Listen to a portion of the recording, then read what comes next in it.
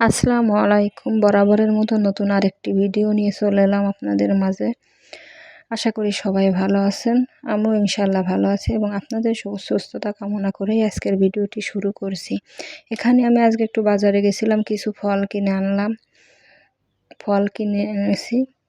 তো আজকে বাজারে গিয়ে হঠাৎ করে আমি দেখলাম আম, আসলে আমটা শেষের আম, তাই কিনে ফেললাম। তো আমার ভিডিওটি যদি ভালো লেগে থাকে প্লিজ লাইক, কমেন্ট এবং সাবস্ক্রাইব করে দেবেন। আসলে ফলটা আমি কিনেছি পরে, রান্নাটা করেছি আগে।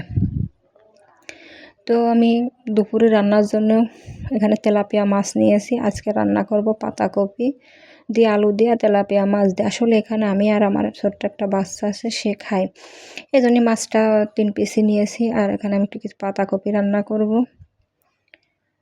তো আমি মাছ ভেজে সেই তেলের ভিতরে পাতাকপি দিয়ে নুন, হলুদ আর মশলা বাটা দিয়ে আমি কষিয়ে নিচ্ছি। আর একটা দুঃখের বিষয় আছে, আজকে বাসায় একটুও তেল ছিল না, তেল কিনতে যেয়ে আর কি ফল কিনে আনা।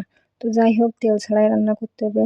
আর আসলে এমন একটা অবস্থা, বাজারে আমি যে তেল আনবো তারপরে রান্না হবে, তো এখন তেল ছাড়াই রান্না করতে হবে, কিচ্ছু করার নেই।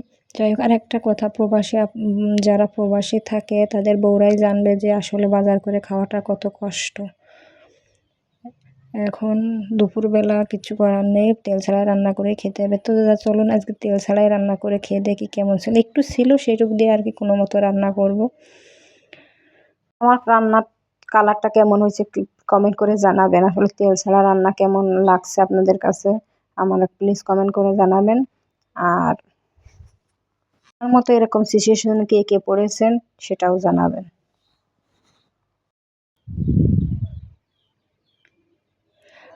আশা করি আমার ভিডিওটি ভালো লাগলে একটা লাইক, একটা কমেন্ট এবং একটা সাবস্ক্রাইব করে দিয়ে পাশে থাকবেন। আসলে আপনাদের ভালোবাসা পেলে ভালো লাগে, একটা কমেন্ট দেখলে মনটা শান্তিতে ভরে যায়। না কেউ একজন আমাকে ভালোবেসে একটা কমেন্ট করেছে। আসলে আর কথা বাড়াবো না, অনেক কথাই বললাম। আসলে তেল নেই, তার জন্যই এক পদ দিয়েই আজকে সেরে নেব, বেশি আর রান্না করব না, যেহেতু তেল নেই। আপাদের কাছ থেকে নিলে হয়, কিন্তু সমস্যা আছে, আপারা খায় আসছে সরিষার তেল, আমি খাই সয়াবিন তেল, এই আছে সমস্যা। যারা সরিষার তেল না খায়, হঠাৎ করেই যদি সরিষার তেল আনে তাহলে কিন্তু খেতে সমস্যা হয়, তাই আর ওনাদের কাছ থেকে নেওয়া হয়নি। সরষের তেল খাওয়া শুরু করবো ইনশাআল্লাহ, দেখা যাক। তো যাই হোক, কথা আর বাড়াবো না, এই ছিল আজকের আয়োজন। তো ভিডিওটি ভালো লাগলে প্লিজ শেষ পর্যন্ত দেখবেন।